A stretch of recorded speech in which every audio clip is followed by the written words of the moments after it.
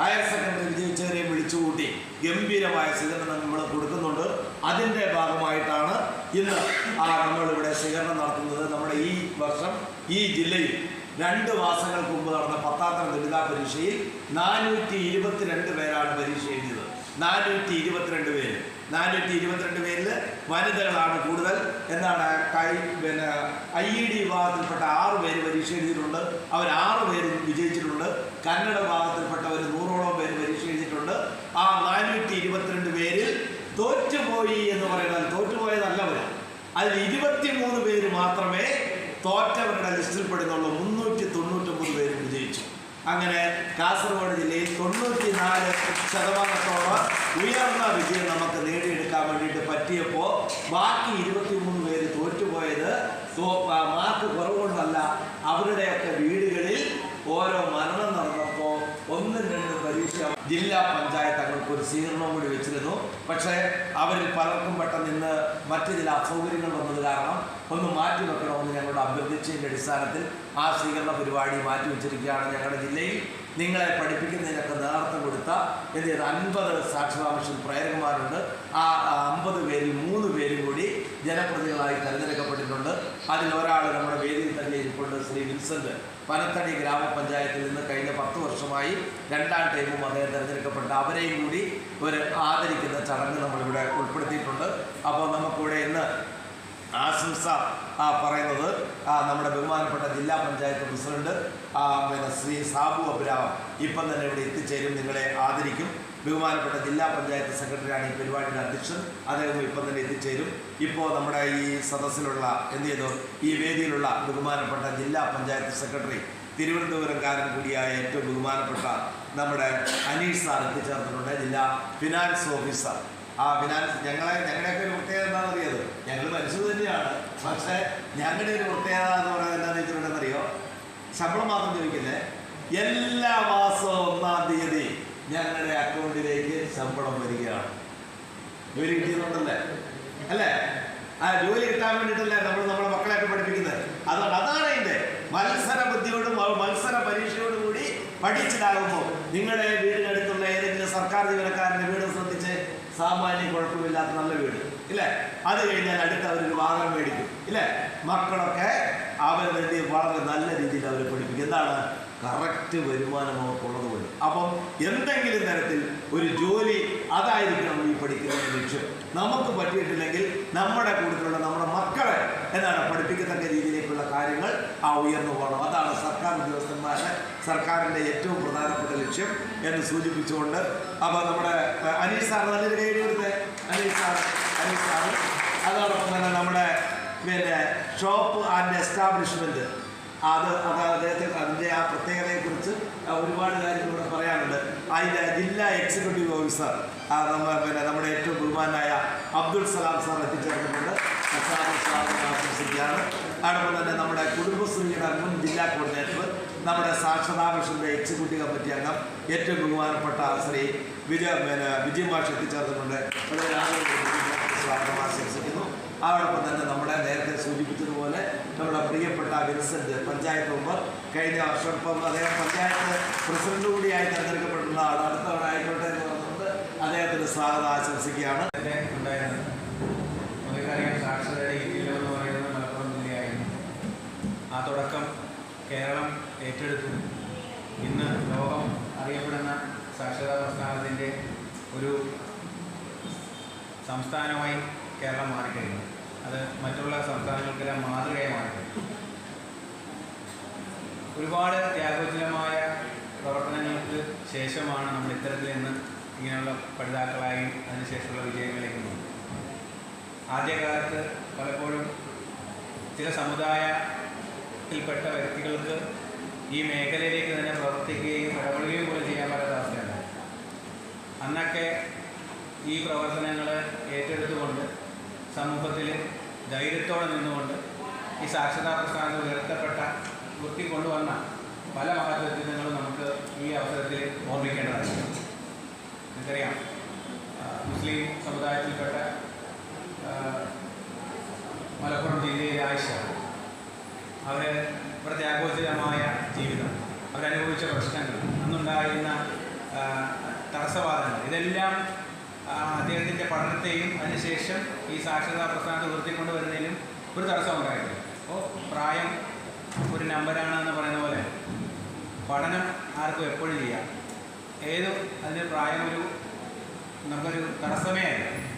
അപ്പോൾ ഞാൻ എന്നെക്കുറിച്ച് പറയുകയാണെങ്കിൽ ഞാനിപ്പോഴും PG ചെയ്യാം. അപ്പോൾ അതൊരു എന്താ പറയുക, നമുക്കൊരു മനസ്സുണ്ടാകാമെന്ന് മാത്രമാണ്. അതിനപ്പുറത്തേക്ക് നേരത്തെ പറഞ്ഞ പോലെ സർക്കാർ ജീവനക്കാരാകുന്നത് വലിയ കാര്യമൊന്നുമല്ല. അപ്പോൾ അതൊക്കെ ആ വൈറ്റ് കോളർ ജോബിനോടുള്ള നമ്മുടെ ആ പ്രതിബദ്ധതയൊക്കെ ചിലപ്പോൾ ഒരു പക്ഷേ ആ നേരത്തെ ഗ്ലാമറൊക്കെ കുറഞ്ഞോ എന്ന് തന്നെയുള്ള സംശയ രോഗങ്ങൾ നിലനിൽക്കും.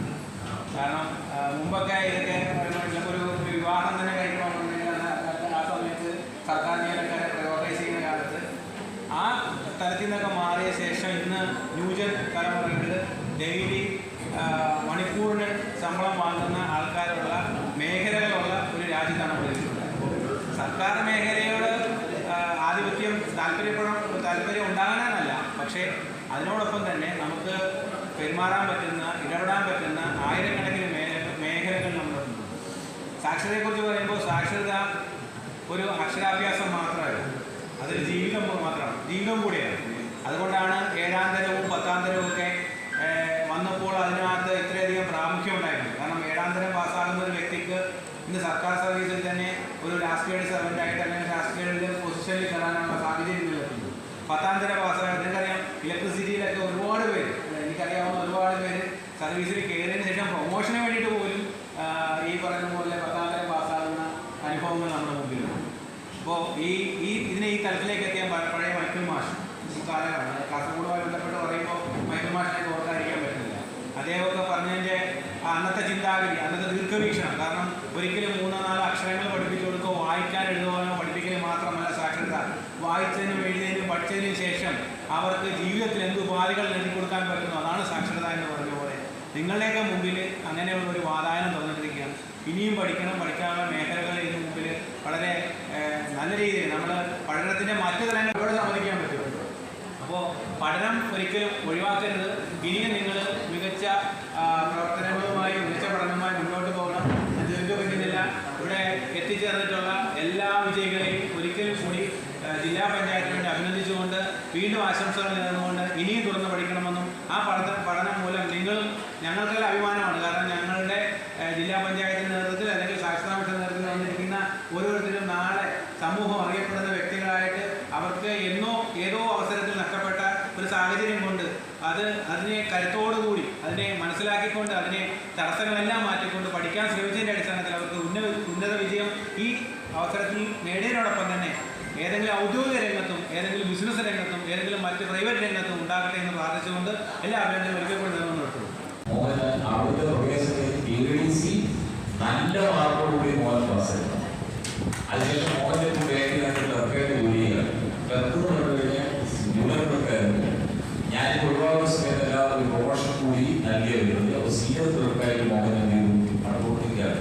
യഥാർത്ഥത്തിൽ ഈ തുടർ സാക്ഷരതാ സംവിധാനം നമ്മുടെ നാട്ടിൽ ഇല്ലെങ്കിൽ മോഹനെ പോലെ ആളുകൾ പ്രൊമോഷൻ കിട്ടില്ല.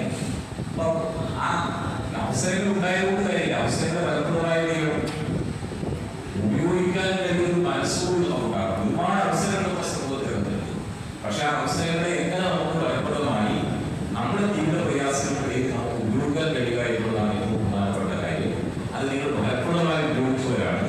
അതുകൊണ്ട് ഇവിടെ ഇത് ഒരു പുസ്തകം SSC കഴിഞ്ഞാൽ അവിടെ ഞങ്ങൾ മതിയാക്കുന്നത് ചെയ്യാൻ പാടില്ല. ലക്ഷ്യം എന്ന് പറയുന്നത് SSC കഴിഞ്ഞു ലക്ഷ്യം പൂർത്തീകരിച്ചു. അതിന്റെ എല്ലാ ആശംസകളും നിങ്ങൾ തരികയാണ്.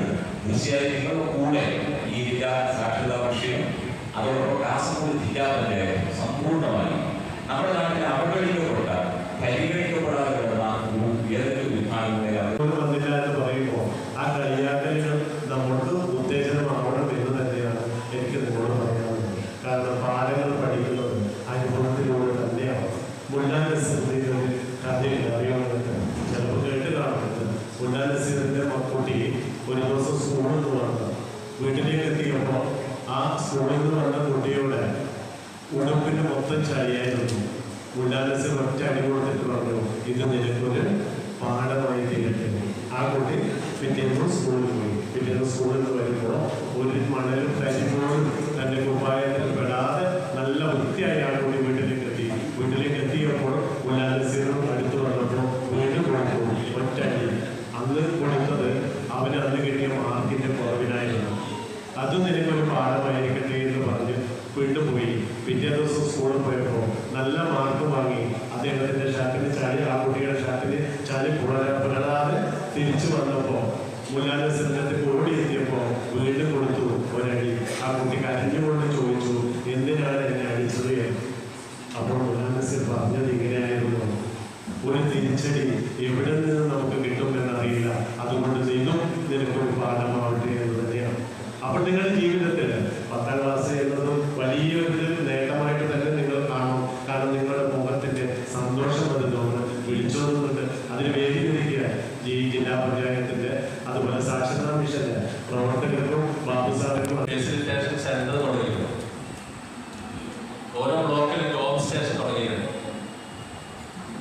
DWMS എന്ന് പറയുന്ന ഒരു പ്ലാറ്റ്ഫോം, അത് നിങ്ങൾക്ക് പ്ലേ സ്റ്റോറിൽ ഉള്ള സ്വകാര്യ മേഖലയിൽ ജോലി ചെയ്യാൻ പറ്റുന്ന അവസരങ്ങൾ, അങ്ങനെ ഒരുപാട് അവസരങ്ങൾ തുറന്നെടുക്കുകയാണ് നമ്മൾ. അപ്പം അതൊക്കെ നമ്മളെ വളരെ കൃത്യമായിട്ട് നമ്മൾ വെറുതെ ഇരിക്കുന്നതിന് പകരം നമുക്കറിയാലോ, പഴയ ആളുകളൊക്കെ ഇങ്ങനെ കുറേ തലത്തിലെ ഗ്രാമപഞ്ചായത്തിന് ജനപ്രതിനിധിയായി തെരഞ്ഞെടുക്കപ്പെട്ടതിലൂടെ സന്തോഷം നിങ്ങളോട് പങ്കുവയ്ക്കുന്നു. അതോടൊപ്പം തന്നെ കഴിഞ്ഞ ജനപ്രതിയാവുന്നതിന് മുമ്പ് തന്നെ 10ാം തരത്തിലെ സന്തോഷക്കാർ രാജപുരം പടാകേന്ദ്രത്തിൽ പ്രവർത്തിച്ചു വന്നിരുന്നതാണ്. അപ്പോൾ എൻ്റെ മുമ്പിലിരിക്കുന്ന ചിലരെങ്കിലും എനിക്ക് അറിയാവുന്നതാണ്. അപ്പോൾ അവർക്ക് നമ്മുടെ ഈ സാക്ഷാംശത്തിൻ്റെ ഭാഗത്തേക്ക് കടന്നു വന്നതിൻ്റെ സന്തോഷം അറിയിക്കുകയാണ്. ജനപ്രതിനിധികളായ പലരും നമ്മുടെ ഹയർ സെക്കൻഡറിയും അതോടൊപ്പം തന്നെ 10ാം തരം തുല്യത കോഴ്സും വിജയിച്ചവരാണ്. അപ്പോൾ എല്ലാ വിഭാഗവും ആൾക്കാരെ ഉൾപ്പെടുത്തിക്കൊണ്ടുള്ള കോഴ്സാണ് നമ്മൾ സാക്ഷാംശം നടത്തുന്നത്. നിങ്ങളുടെ മുമ്പിലേക്ക് ഈ ഹയർ സെക്കൻഡറി തുല്യത കോഴ്സ് 10ാം തരം വളരെ ആദരപൂർവ്വം ഈ പരിപാടി നിയന്ത്രിക്കുന്നതിന് വേണ്ടി, ഇതിന്റെ അധ്യക്ഷത വഹിക്കുന്നതിന് വേണ്ടി തലത്തിലെ ഗ്രാമപഞ്ചായത്തിന് ജനപ്രതിനിധിയായി തെരഞ്ഞെടുക്കപ്പെട്ടതിലൂടെ സന്തോഷം നിങ്ങളോട് പങ്കുവയ്ക്കുന്നു. അതോടൊപ്പം തന്നെ കഴിഞ്ഞ ജനപ്രതിയാവുന്നതിന് മുമ്പ് തന്നെ 10ാം തരത്തിൽ ഹിന്ദു മുസൽമാനും ക്രിസ്ത്യാനിയും ഇന്ത്യ തന്നുടെ മക്കളെ നോക്കിടണം. എന്തിനാണ് യുദ്ധ കോലാഹലം, നമ്മൾ ഒന്നിച്ചു കൈകളെ കോർത്തിടണം.